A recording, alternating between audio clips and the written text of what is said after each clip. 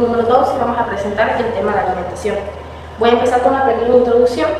Bien sabemos que el eslabón fundamental para la ganadería de carne es la producción de cría bovina. Damos por hecho que necesitamos conseguir un ternero por vaca por año. La alimentación de la cría bovina es el conjunto de estrategias y de manejo que tienen como objetivo suministrar tanto la calidad y la cantidad adecuada de nutrientes para la vaca de cría y su ternero, para así poder maximizar la eficiencia productiva y también el crecimiento óptimo de la descendencia. La alimentación emerge como uno de los factores más complejos, por así decirlo, porque no solamente cubre el mayor costo de esta explotación, sino que también dicta lo que sería la eficiencia biológica del sistema. Pero para ello debe satisfacer los distintos requerimientos nutricionales, como lo es, por ejemplo, satisfacer los requerimientos nutricionales de la vaca. Bien sabemos que la vaca pasa por distintas fases en el que sus requerimientos nutricionales son variados, como lo es antes del preservicio, en la lactancia, en la gestación y en el periodo seco. Por ejemplo, los nutrientes son máximos cuando la vaca está en la lactancia temprana, porque lo alimenta el ternero y también esta busca ser preñada otra vez. Luego también uno de los factores más importantes es mantener la condición corporal. La condición corporal es una de las variables que relacionan lo que serían los nutrientes y la reproducción. Si tenemos una condición corporal adecuada, vamos a dar el paso a un ciclo estral luego de la aparición. Luego también uno de los más importantes es mantener la salud del ternero, no solo mantener la salud de durante la etapa fetal, en la gestación, dándole todos los nutrientes necesarios, sino que también producir la calidad adecuada de calostro durante su etapa de lactancia. En síntesis, entendemos que la alimentación es la sostenibilidad y la rentabilidad de la cría bovina, por lo cual el desafío está en cubrir todas las bases de la vaca con los recursos y la calidad forrajeros. Yo soy Sara Fuentes y voy a hablar sobre el tipo de alimentación en cada región. La alimentación bovina argentina está basada en el pastoreo. Las regiones del NOA y NEA, las regiones semiáridas y la región de la Patagonia. La primera región es la región pampeana. Es el centro del país y tiene un alto porcentaje de stock bovino, que es la cantidad de cabezas de ganado vacuno. Las provincias que la conforman son Buenos Aires, noroeste de La Pampa, Córdoba y sur de Santa Fe. La alimentación principal son pasturas con alta calidad y en gran medida, pastizales con alto valor nutritivo, por ejemplo la alfalfa, que es la base para la producción de carne en esta región. Dependiendo de la región, predomina el sistema silopastoril a campo natural en zonas como la Pampa húmeda y la Patagonia, alimentando con pasturas naturales y verdes, suplementando con cereales y granos para cubrir el déficit nutritivo de esta región. También se utilizan subproductos agrícolas como los expeles de algodón, de maíz y de soja para el engorde. Aquí predominan dos tipos de sistemas, que es el sistema silopastoril, que es a campo natural, utilizando pasturas, y el sistema curral, que es más intensivo y rápido, que sería el feedlot. La segunda región es el noroeste argentino y el noreste argentino, que es el NOA y NEA. Estos incrementaron su participación en el stock ganadero últimamente. El NEA, que es el noreste argentino, está compuesto por las provincias de Misiones, Corrientes, Formosa, Chaco, norte de Santa Fe y Entre Ríos, los cuales tienen pastizales naturales de menor calidad y productividad en comparación con la Pampa. El noroeste argentino, que es el NOA, está compuesto por Santiago del Estero, Salta, Jujuy, Tucumán, Catamarca, los cuales tienen grandes adversidades ambientales con especies C4, que serían las pasturas megatérmicas, y si hay grandes posibilidades de riego, se suplementa con alfalfa. Se utilizan tres tipos de sistemas, las cuales a campo natural, el sistema silopastoril y con los verdeos de invierno. A campo natural se utilizan las plantas nativas de la zona. Los verdeos de invierno son los cultivares que se siembran durante el periodo invernal, que estén adaptadas cuando las pasturas C4 disminuyeron considerablemente. Y el sistema silopastoril es una combinación entre árboles y pasturas que diversifica la fuente del forraje. La tercera región es la región semiárida, la cual tiene bajas precipitaciones, lo que limita la calidad y disponibilidad del forraje. La alimentación principal son mayormente pastos como el Aerogratis curvula, que es el pasto llorón, entre otros pastos que estén adaptados al déficit hídrico. También se realiza una actividad de forma extensiva para cubrir las necesidades nutritivas o proteicas de esta región, en especial en la llanura árida de San Luis. La cuarta región es la región patagónica, que las provincias que la conforman Santa Cruz, Tierra del Fuego, Chubut, Río Negro y Neuquén, cuales son la alimentación principal son pastos de bajo crecimiento, y también se utiliza una suplementación estratégica para cubrir las necesidades extremas, y también mayormente se utiliza en los rodeos de alto valor. Hola, soy Máximo Santillán y ahora hablaré sobre necesidades nutricionales. Esta se define como cantidad y proporción de nutrientes esenciales como la proteína, la energía, vitaminas y minerales. Esto sirve para proporcionar y diseñar una programación nutricional eficiente y rentable. Pero primero debemos reconocer los requerimientos nutricionales y los factores que lo incluyen. Estos varían dependiendo de la categoría, peso, edad, estado fisiológico, raza, condición corporal y condición ambiental. En los ganados de carne tienen necesidades dietéticas con más nutrientes, por lo tanto, llega a faltar algún nutriente, todo puede, le puede afectar el crecimiento, el desarrollo, la reproducción y la salud. Los programas de suplementación y alimentación integral se deben realizarse para satisfacer la necesidad del ganado de carne. Bueno, ahora continuaré con la condición corporal. Esta expresa el estado nutricional del animal observando determinadamente los puntos de estructura muscular y la deposición de grasa de la cobertura. Esta no está asociada ni con el peso ni con el tamaño, sino que está relacionado con la cantidad de grasa que carga un animal como reserva corporal.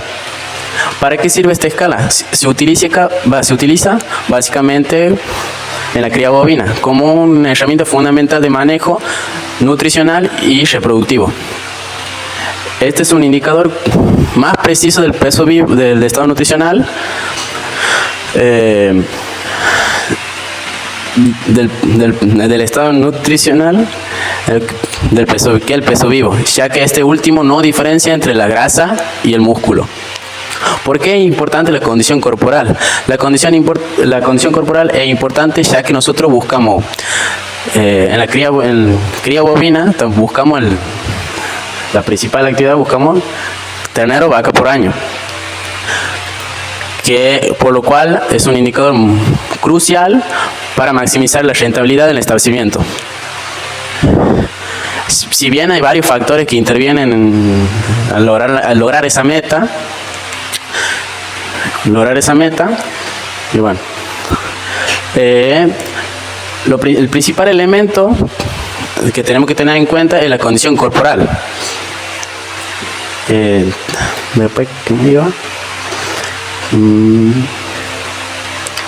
Bueno, el seguimiento y la gestión de la condición corporal permite que el productor tomar decisiones de manejo como seguimiento o el ajuste del animal en el pastoreo. Esto le permite de forma anticipada y objetiva. Y bueno, después sigo con la escala. La escala es del 1 al 9. Aquí tenemos la flaca, va a ser de 1 a 2 a 3, límite va a ser 4, la óptima va a ser 5, 6, 7 y obesa va a ser entre 8 y 9. En la primera imagen vamos a tener, el punto de condición 1.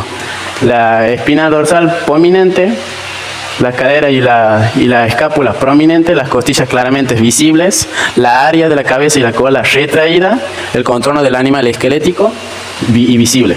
En los puntos condición 2, el espinal y el dorsal visibles todavía, la cadera y la escápula visibles, las costillas ligeramente visibles y área de la cabeza y cola ligeramente retraída, no tanto como la 1. Después voy con los puntos 3, los huesos y la cadera ligeramente visibles, no tanto, y las costillas generalmente no visibles, área de la cabeza de la cola no retraída, ya no está retraída como el 1 y 2, y el contorno del cuerpo casi liso. Ya en el punto 4, el hueso de la cadera no están visibles, las costillas bien cubiertas, la área de la cabeza de la cola abultada, el contorno del cuerpo está redondeado, ya casi perfecto, digamos, casi en la óptima. Y en la condición, el punto 5, las caderas que muestran depósito de grasa, las costillas completamente cubiertas ya no tan visibles, y área de la cabeza de la cola muy abultada y el contorno del cuerpo abultado debido a la grasa. La comercial alimenticia es un indicador fundamental de la eficiencia zootécnica y económica de una producción.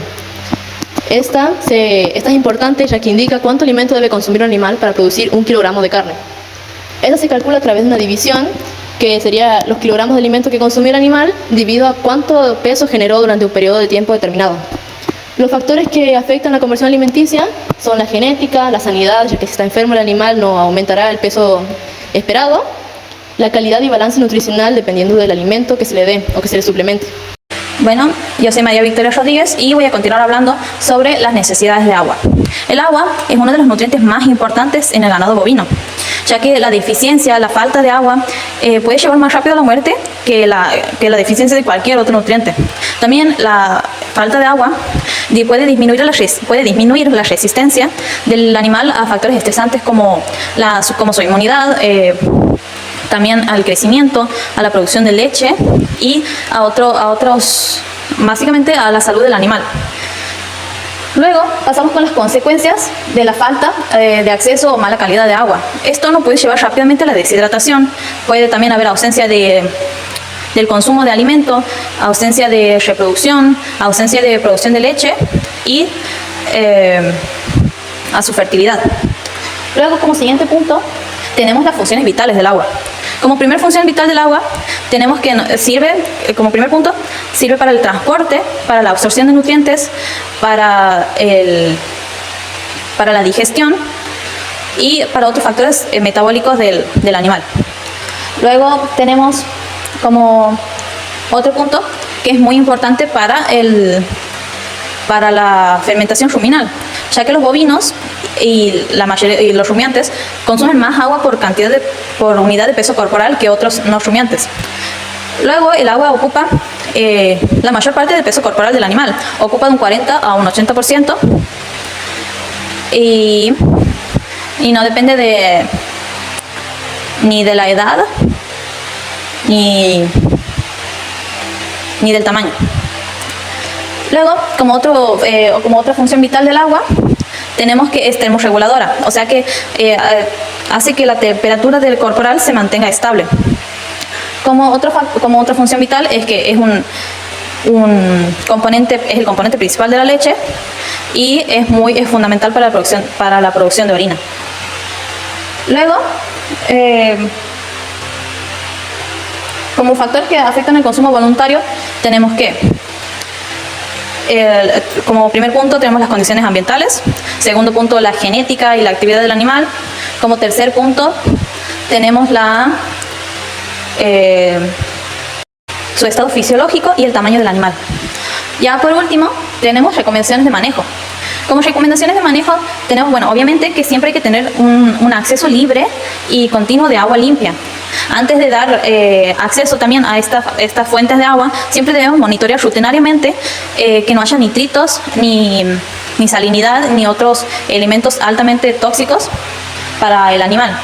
Luego es muy común que cuando los animales consumen forrajes muy húmedos, con alta calidad de humedad, puede llevar a una afección. Por lo cual en estos casos se recomienda suplementar con un alimento que sea bajo en humedad, que sea seco como el heno. Así ralentizamos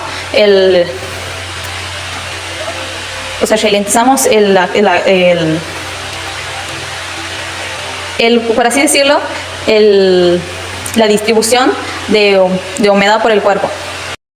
Soy Mendoza Selene y voy a hablar sobre las necesidades energéticas. Bueno, la energía es la principal fuente de combustible del organismo, lo que le permite llevar a cabo los procesos metabólicos y procesos de mantenimiento del animal. Por ende, esto les permite el crecimiento, el desarrollo, la reproducción y la producción de leche en caso de las vacas lactantes, o también la ganancia de peso o la regulación de la temperatura, etc. Tenemos las principales fuentes de energía. Tenemos los carbohidratos, tenemos solubles y fibrosos. Los solubles se digieren más fácil y pueden ser los azúcares o aminoácidos. Y tenemos los carbohidratos fibrosos, que estos sirven para ayudar a la salud del rumen del animal. Luego tenemos los lípidos, que es otra fuente importante de energía. En general estos son las grasas. Y tenemos las proteínas, que por los rumiantes es utilizada como energía porque estos tienen la capacidad de transformarlo en ácidos grasos volátiles en el rumen. Y por último tenemos la fibra, que la fibra se recomienda darlos en porcentajes bajos, debido a que baja la proporción de nutrientes de la dieta. Bueno, después tenemos factores que afectan las necesidades energéticas. Tenemos el entorno, porque si un animal está estresado va a requerir más energía. El clima, si hace frío o calor, necesita más energía para regular esa temperatura. Si hace frío, para mantenerse caliente, y si hace calor, para refrescarse. Lo mismo pasa si tiene el pelo mojado, porque si tiene el pelo mojado y hace frío, necesita más energía para regular la temperatura. Luego tenemos el estado fisiológico, que es muy importante. ¿Por qué? Porque, por ejemplo, en una vaca que está gestando en el último trimestre, cuando más está desarrollando el feto, necesita más energía. Y para las vacas lactantes, en las primeras semanas, porque lo necesita para la producción de leche, ya que esta tiene altos porcentajes de energía. Luego tenemos la topografía, que es bastante importante, la etapa reproductiva, es decir, están los animales que tenemos en mantenimiento, en producción o en crecimiento, en desarrollo sería. Por ejemplo, los animales en crecimiento y desarrollo, como una vaquillona o un ovillo, necesitan de energía para la ganancia diaria. Por ejemplo, una vaquillona necesita generar 0,91 kilogramos diarios aproximadamente. Y en cambio están los animales de mantenimiento, que por ejemplo son las vacas vacías, que solamente necesitan la energía para cumplir funciones vitales, por ejemplo como el caminar, el respirar, el comer, solamente para eso, es decir, pocas cantidades. Y tenemos los animales en producción, que pueden estar produciendo leche, como las vacas lactantes, o en terminación, porque necesitan generar muchísimo peso.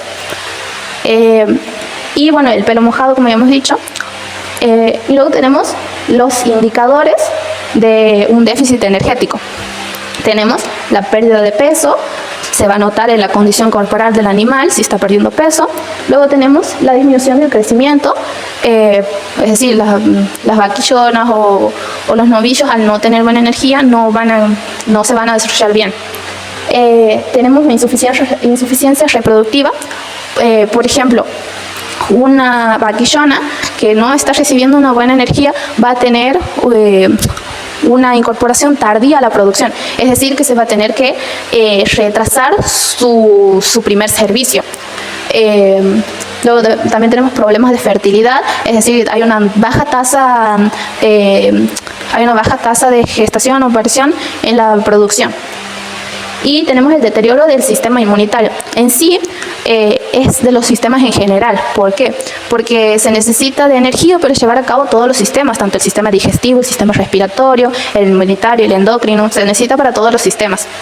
Y después presenta anorexia o las heces secas y problemas metabólicos. Por último tenemos ¿cómo se cuantifica la energía? La energía se cuantifica como energía neta, que se va a presentar como un porcentaje de materia seca y se los nombra como megacalorías. Estos indican la cantidad de energía digestible que el alimento le da al animal, es decir, la cantidad de energía consumida por el animal, pero que no ha sido expulsada a través de las heces. Bueno, sigo con las necesidades proteicas. La proteína es un componente vital en la nutrición del animal. Este tiene un doble propósito: suministrar nitrógeno a las bacterias ruminales para que éstas produzcan su propia proteína microbiana. Luego tenemos proporcionar aminoácidos para la asimilación de los mismos y para reparar los tejidos. Tenemos los factores que afectan. Uno es el estado fisiológico del animal, como ya hemos mencionado. Una vaca gestante, una vaca lactante van a necesitar mucho, tanto de proteína como de energía. El peso y la edad, y también el tamaño. ¿Por qué? El tamaño influye en que si el animal es de contextura muy grande, necesita altas cantidades de proteína. Por eso en Argentina se busca animales medianos a pequeños, ya que no son tan altas las necesidades. Tenemos el ambiente y estrés. Si es que el animal está en estrés, requiere más proteína. Y también el tema de si hace frío o calor, necesita para regular la temperatura. Luego tenemos la condición corporal, que está muy relacionada con el peso. Por ejemplo, si tenemos un animal de condición corporal baja, de 1, 2, 3 o 4, que es un límite, necesita altos requerimientos de proteína para la ganancia de peso. Luego tenemos indicadores de un déficit proteico. Bueno, tenemos el anestro prolongado, que se trata de que la vaca en su última aparición no ha presentado el siguiente celo o se ha tardado. Luego tenemos la baja tasa de preñez, que es un indicador bastante importante.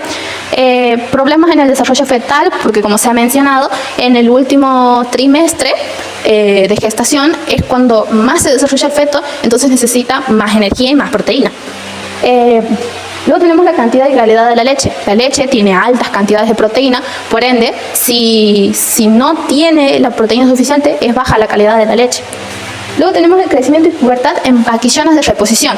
¿Por qué? Porque al no estarse desarrollando bien por la falta de proteína, esta va a lograr una incorporación tardía de la vaquillona. Más que nada en las vaquillonas de primer servicio, porque se va a retrasar ese servicio.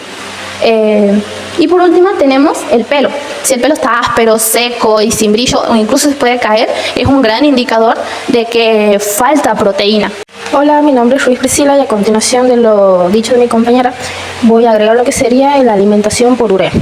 La alimentación por urea es una fuente de vitamina muy importante para el bovino, pero corre riesgo de que si se lo da en exceso al animal, le puede dar una toxicidad por amoníaco, que es cuando suben los niveles de amoníaco en la sangre y el hígado no puede procesarlo. Los síntomas de son inquietud, salivación excesiva, temblores musculares, movimientos descoordinados del animal, respiración agitada, timpanismo, dolor abdominal y rigidez muscular. Y como último síntoma, y es más peligroso, es que el animal puede llegar a la muerte. Las causas principales de puede ser, como lo antes dicho, el consumo excesivo de urea, o darle repentinamente la urea también, y peor todavía cuando no tenemos una mezcla adecuada, o sea que es una mezcla insuficiente, o cuando el animal está hambriento. Otra de las causas también es tener una dieta baja en energía, lo cual ocasiona que el amoníaco no se transforme en proteína y entre al torrente sanguíneo. He buscado y uno de los tratamientos más usados es por vinagre, que se usa 2 a 3 litros de vinagre diluidos en 20 o 30 litros de agua fresca y se le da al animal por vía oral. Cabe recalcar que es muy importante darle este tratamiento al animal antes de que llegue a la rigidez muscular. Y bueno, las prevenciones de esto principalmente son, darle al animal urea, pero con una mezcla balanceada, por así decirlo, que no sea una mezcla insuficiente, que tenga constantemente agua potable el animal y sobre todo no darle a animales hambrientos la urea y ni mucho menos mezclar la urea con distintos tipos de alimentos como lo es la soja cruda. Lo que es la suplementación. La suplementación nutricional en la producción de cría bovina es una estrategia clave fundamental para así poder alcanzar un objetivo principal, que es producir un ternero vivo por vaca al año. Esto sirve para corregir los desbalances de las dietas basadas en el pastoreo y satisfacer los requerimientos en momentos críticos. Esto trata de cubrir también las deficiencias de los requerimientos nutricionales, como el pastoreo o el forraje, que no pueden en ese momento cubrir baches forrajeros o forrajes. Bueno, ahora voy a hablar sobre lo que es los tipos de suplementos. Tenemos los energéticos, los proteicos y los minerales y vitamínicos. Los proteicos aportan energía, que es básicamente para la reproducción y para el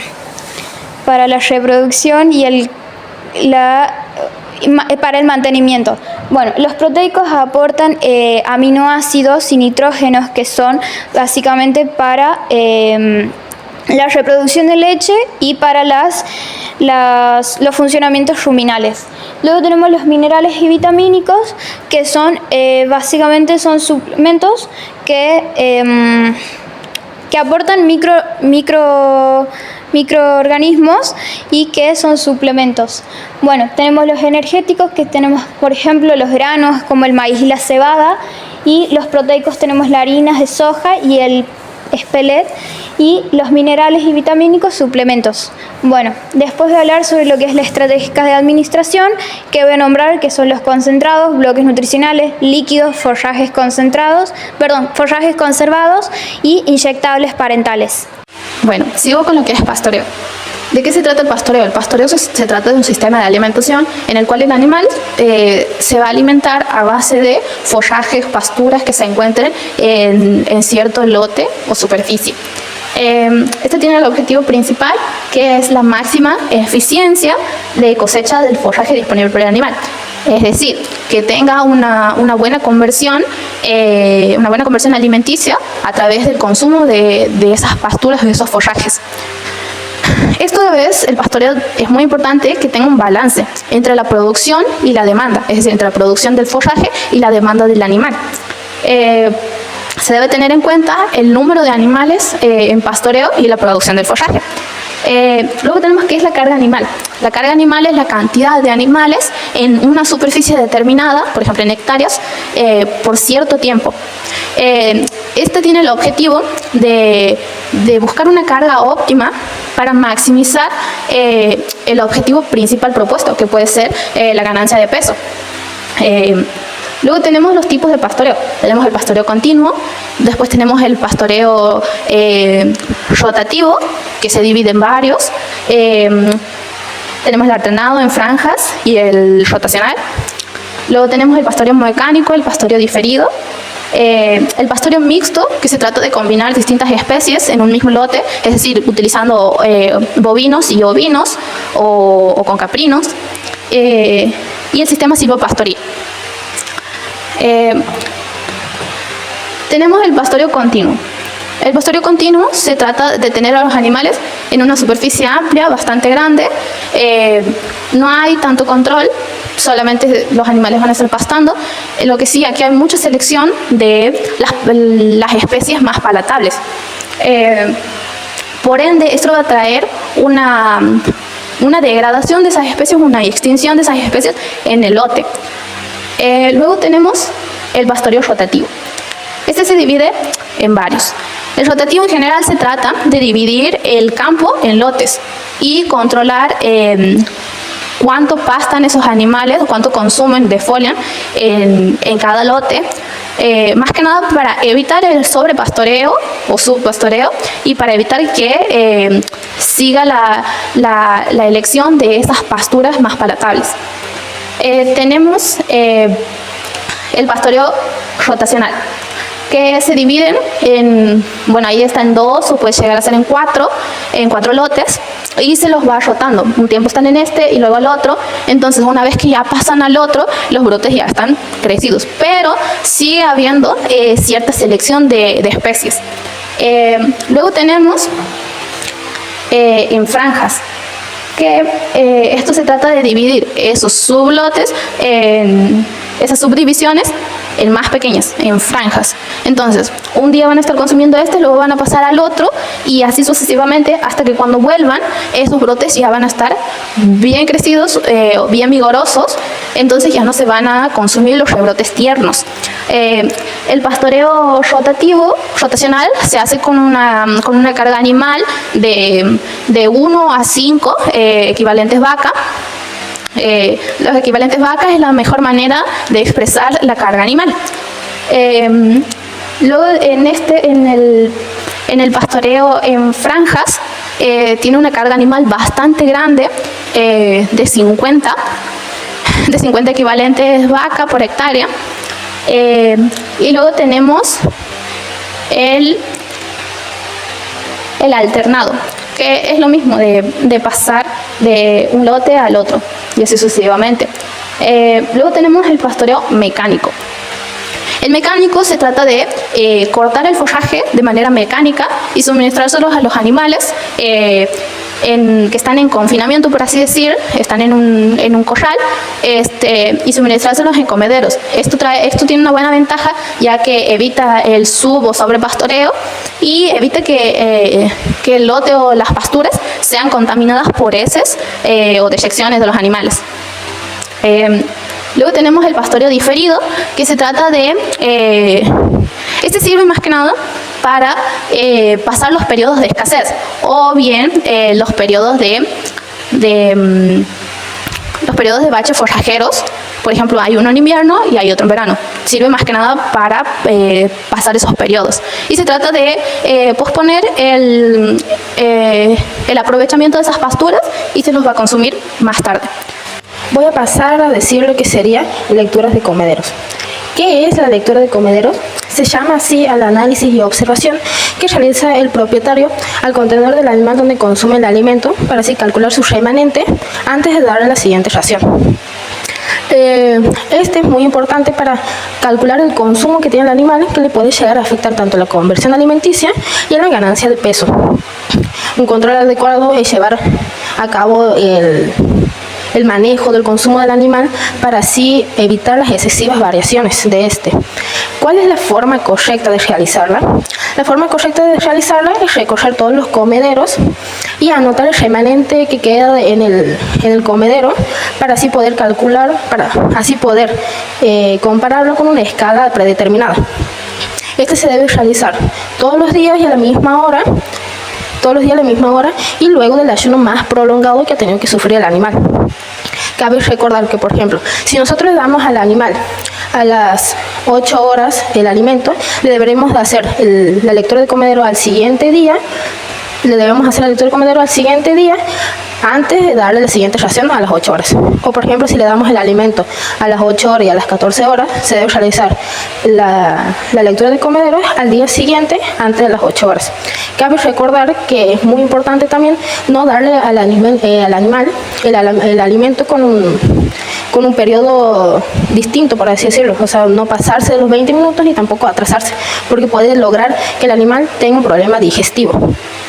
Los beneficios de la lectura del comedero es uno de ellos de determinar cuándo es necesario limpiar el comedero, detectar los hongos y suciedad en el alimento, ver fallas en el sistema de contención de los animales.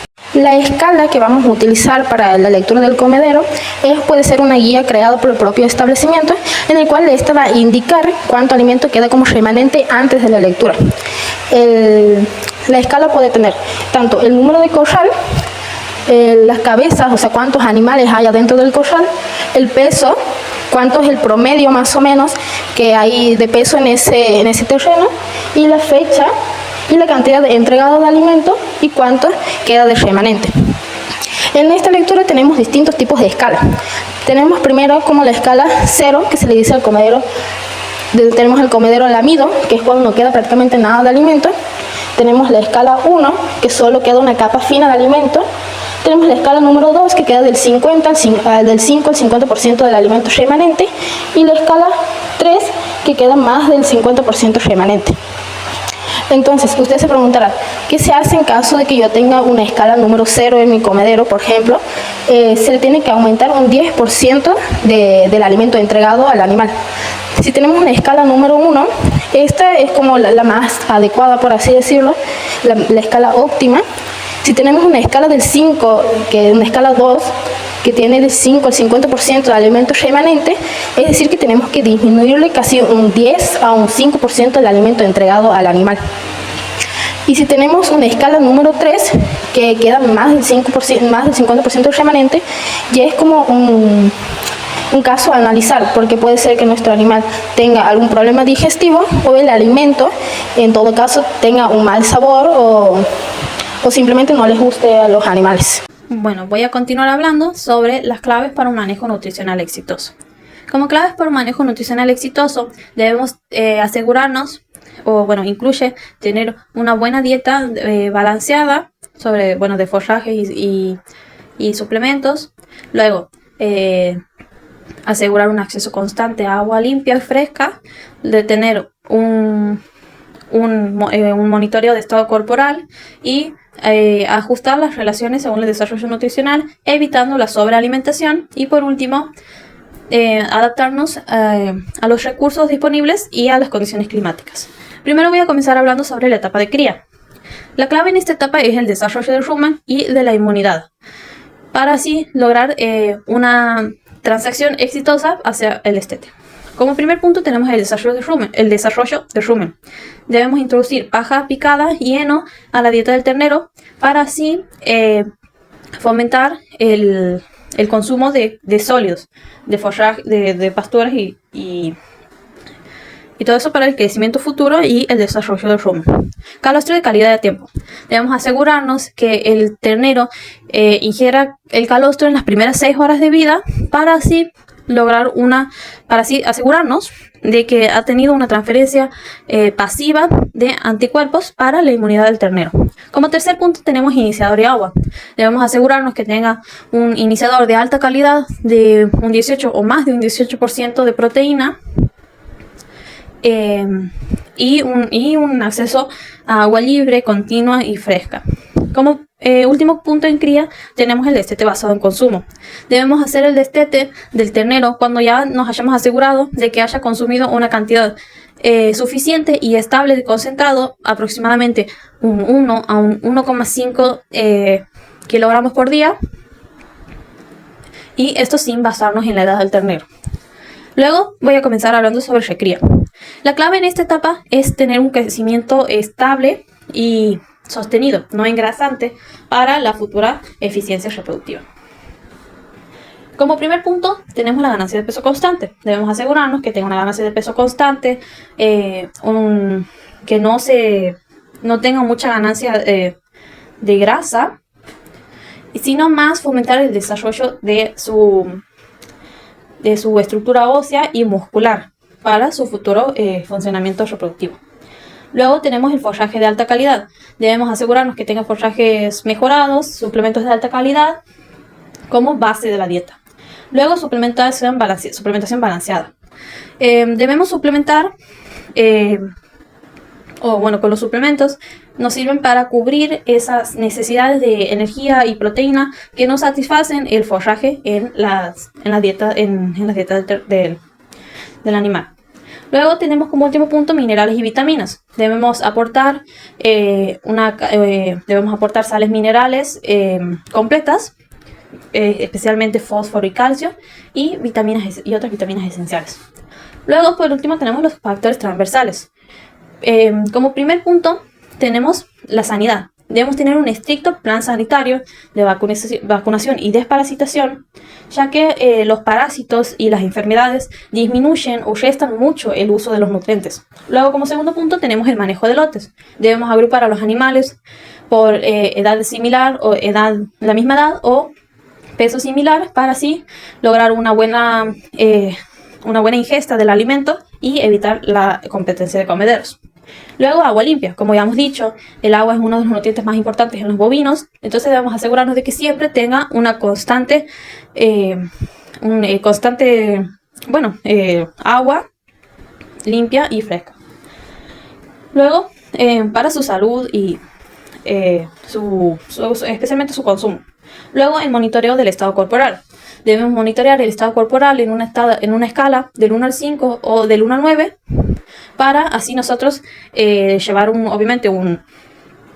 registro, un monitoreo de que nuestros animales están óptimos para óptimos para el desarrollo y eficiencia reproductiva.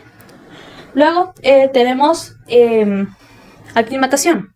Los terneros tienen que pasar por un preacondicionamiento de 6 semanas, donde nosotros debemos asegurarnos de que se acostumbren a los comederos, a los bebederos, al consumo de forrajes y también a la suplementación de concentrados gradualmente. Luego tenemos el manejo de comederos. Debemos asegurarnos de que haya un buen espacio entre los comederos para, como ya hemos dicho, evitar la competencia de comederos y